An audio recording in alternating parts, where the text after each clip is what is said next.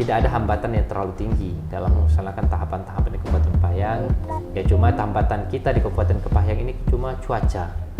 Harapan yang diinginkan oleh masyarakat terhadap pemimpinnya di masa depan itu bisa tercapai dengan baik. Assalamualaikum warahmatullahi wabarakatuh. Tribuners, kembali lagi bersama saya Hendrik Budiman dalam program Mata Lokal Memilih.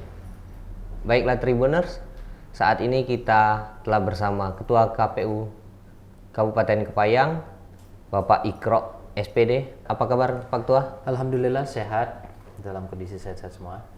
Alhamdulillah.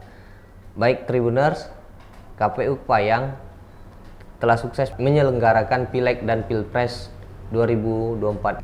Pak Ketua, boleh diceritakan kilas balik kesuksesan Pileg dan Pilpres KPU Kepahyang kemarin?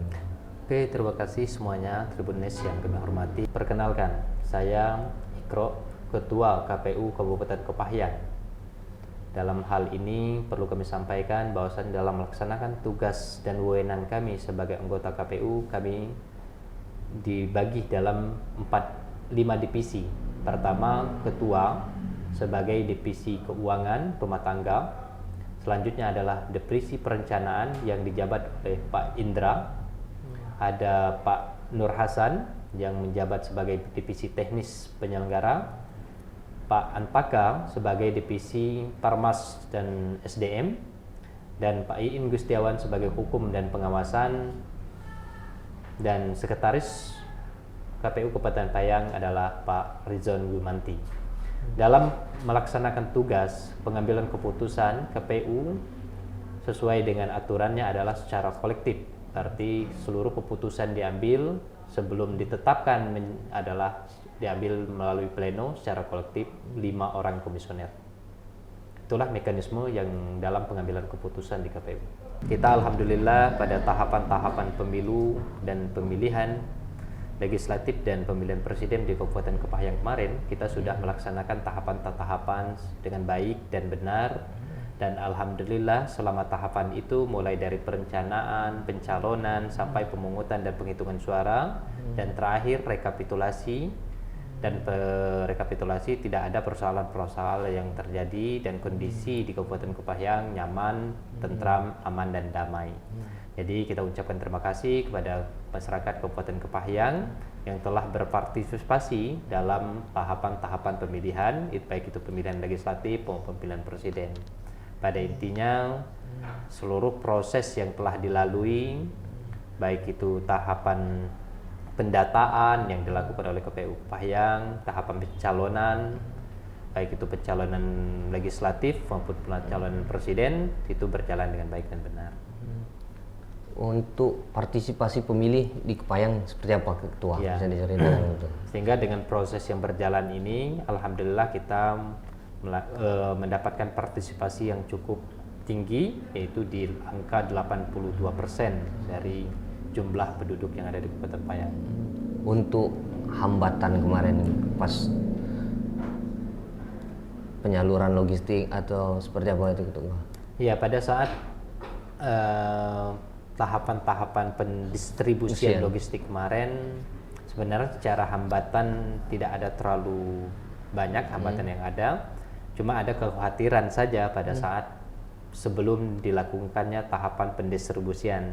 Karena kita paham bahwasanya Kabupaten Kepahyang itu pada hari pendistribusian itu adalah cuaca yang ekstrim dan cuaca hujan yang tinggi, sehingga kita meminta bantuan prediksi dari BMKG yang mengatakan pada hari pendistribusian itu adalah curah hujan yang tinggi disertai petir.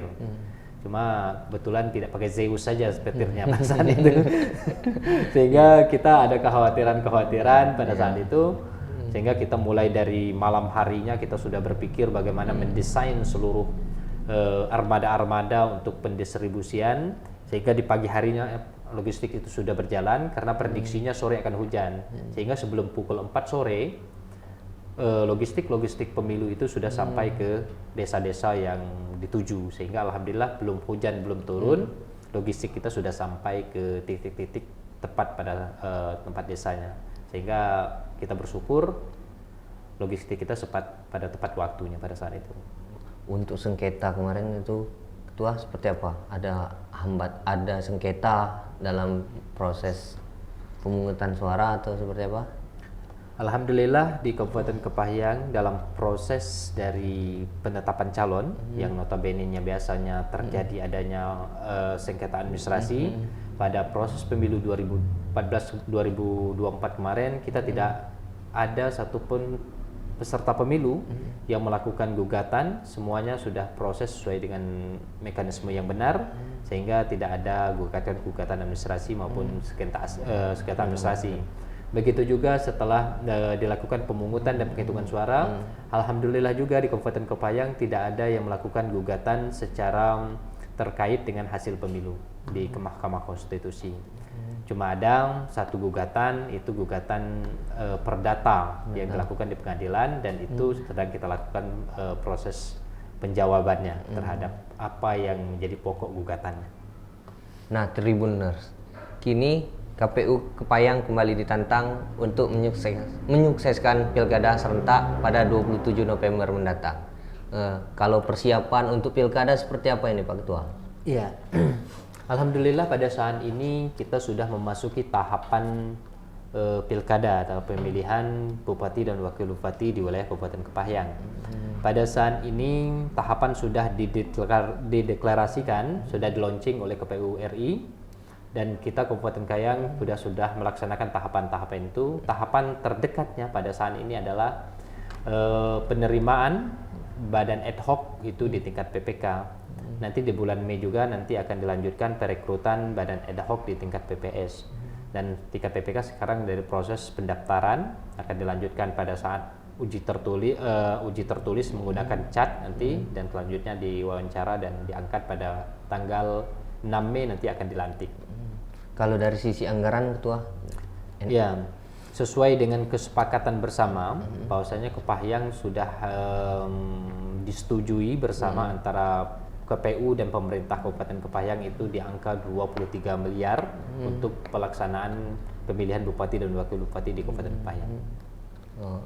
Itu sekaligus apa bertahap? Ya, untuk anggarannya sesuai dengan arahan Mendagri bisa sekaligus dan bisa bertahap, dan di Kabupaten Kepahyang itu baru bertahap. Jadi baru berapa persen, dan persennya lagi nanti terakhir di bulan Juni. Terakhir di bulan Juni ya Ketua. Untuk persyaratan pencalonan kepala daerah ini seperti apa mekanismenya, baik parpol maupun jalur perseorangan ini Pak Ketua? Ya, untuk kita ada dua jalur pada saat ketika ada putra-putri terbaik yang ada di Indonesia ini, khususnya di Kabupaten Kepahyang ini ingin mencalonkan diri menjadi bupati dan wakil bupati di Kabupaten Kepahyang, mempunyai dua jalur. Jalur pertama adalah jalur melalui partai politik.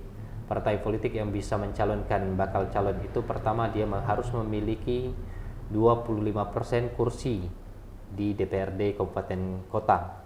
Kedua adalah minimal dia memiliki 20% suara sah ya dari jumlah suara sah legislatif. Jadi 20% dari suara sah yang ada.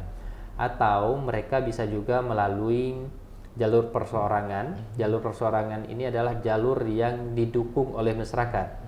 Minimal untuk jumlah pemilih sampai 250 pemilih dari jumlah DPT kita, itu adalah 10% dari jumlah DPT. Nah, kalau kita lihat dari jumlah DPT kita adalah 111.000, maka jumlah minimal yang harus dipenuhi oleh calon perseorangan itu adalah 112.000 sekian, 12.000 sekian yang harus mereka penuhi. Oke. Untuk calon independen apa sudah mulai mendaftar di KPU Kepahyang ini? Ya. Oh ya. Sesuai dengan jadwalnya bahwasanya calon perseorangan ini untuk pengajuan syarat calon, ya, pengajuan syarat calon perseorangan ini akan dimulai pada bulan Mei 2024 mendatang. Jadi mereka akan mengajukan syarat dukungan, ya, bukan syarat calon tapi syarat dukungan berupa dukungan masyarakat yang berbentuk eKTP dan surat pernyataan yang sudah diupload ke dalam aplikasi sistem pencalonan atau Silon yang disediakan oleh KPU RI. Dan nanti seluruh data-data by name by address-nya dimasukkan semua ke dalam aplikasi dan fisiknya nanti akan diserahkan kepada KPU. Untuk verifikasinya seperti apa itu Ketua?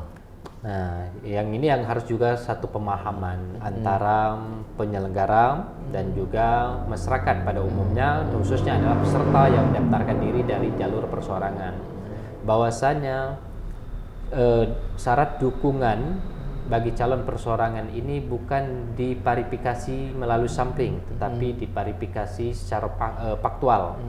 Yang dimaksud secara faktual, seluruh dukungan yang memenuhi syarat hasil verifikasi administrasi yang dilakukan oleh KPU RI akan dilanjutkan pada verifikasi faktual door to door setiap dukungan itu ke rumah-rumah. Ada dua metode, pertama adalah penyelenggaranya yang mendatangi rumah door to door. Apabila tidak ditemui, maka diwajibkan kepada bakal calon persorangan atau timnya untuk mengumpulkannya di suatu tempat sehingga bisa dilakukan penyelenggara untuk melakukan faktualnya, sehingga tidak ada satupun dukungan yang terlewatkan sampai faktual itu dilaksanakan. Apabila juga tidak bisa juga ditemukan, tidak bisa dikumpulkan, maka terakhir seluruh dukungan yang tidak bisa ditemukan dan dikumpulkan itu dinyatakan tidak memenuhi syarat. Untuk tantangan dalam pelaksanaan pilkada serentak di Kabupaten Kepahyang ini seperti apa ini Ketua? Ya, Kabupaten Kepahyang ini termasuk kabupaten yang tidak terlalu besar secara wilayah dan masyarakatnya ramah terhadap lingkungannya, terhadap tahapan-tahapannya, dan alhamdulillah kita tidak ada tragedi-tragedi yang selama saya menjabat tidak ada tragedi-tragedi yang memungkinkan kita harus merasa takut terhadap dalam menjalani tahapan-tahapan ini. Pada intinya tidak ada hambatan yang terlalu tinggi dalam melaksanakan tahapan-tahapan di Kabupaten Kepahyang. Ya cuma hambatan kita di Kabupaten Kepahyang ini cuma cuaca. Curah hujan yang dan rata-rata ketika musim hujan maka curah hujan di Kabupaten Kepahyang ini tinggi gitu. Ya kadang-kadang kalau musim hujan maka kita siapkan payungnya sebelum hujan itu turun kan. Untuk harapan dalam menghadapi pilkada serentak ini seperti apa Ketua?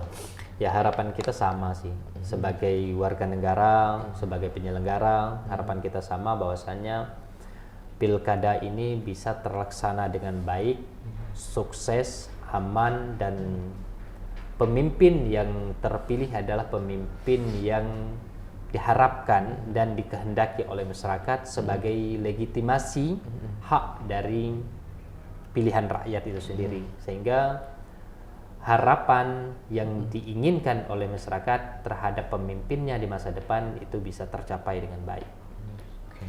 Kita minta closing statement Ketua untuk para Tribuners seperti apa nih Ketua?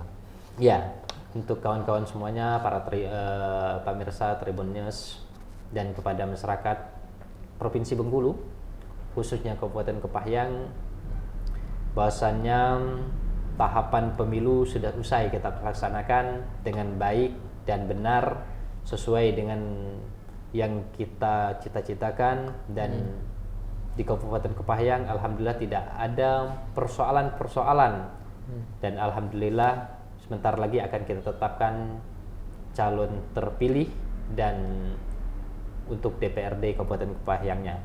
Dan kini kita akan memasuki tahapan pilkada, tahapan pemilihan bupati dan wakil bupati, dan sekarang tahapannya adalah perekrutan badan ad hoc.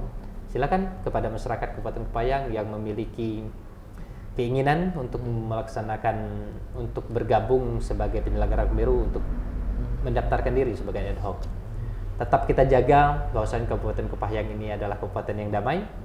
Tetap kita jaga bahwasanya pemilihan bupati dan wakil bupati ini adalah hak konstitusi dari masyarakat yang harus disampaikan melalui bilik suara. Mungkin itu yang bisa kami sampaikan. Oke. Akhirnya kita sudah di penghujung acara. Semoga apa yang disampaikan Ketua KPU Kepahyang bermanfaat bagi pemirsa semua. Akhir kata, wabillahi taufik wa hidayah. Wassalamualaikum warahmatullahi wabarakatuh. Waalaikumsalam warahmatullahi wabarakatuh.